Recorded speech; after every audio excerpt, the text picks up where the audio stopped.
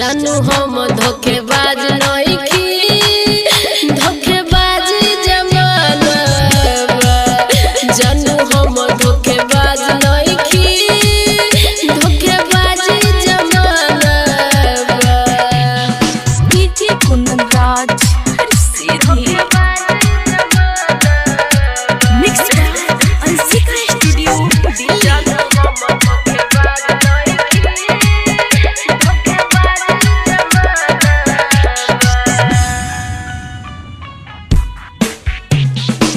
हमारो दिलवा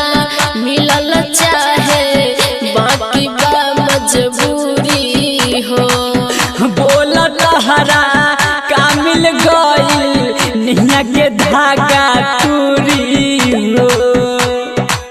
जान हमारो दिलवा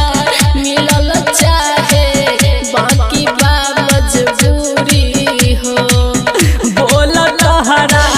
का मिल गइल निया के धागा टूरी हो अब केहू न सहारा दिल रोवता बेचारा अब केहू न सहारा दिल रोवता बेचारा ना खाइल जाता खाना हो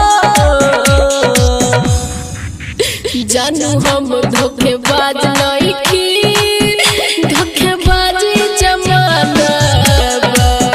जानू हम धोखेबाज नइखी धोखेबाज जमाना डीजे कुंदन राज सीधी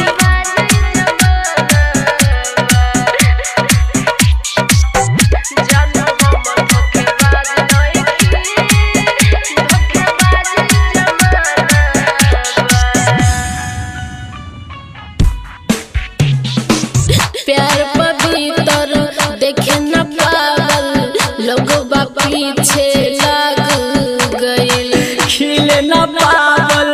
बगिया के फूलवा खिले से पहले मुरझा गइल ए जान प्यार पवित्र देखे न पावल लोगवा पीछे लग गइल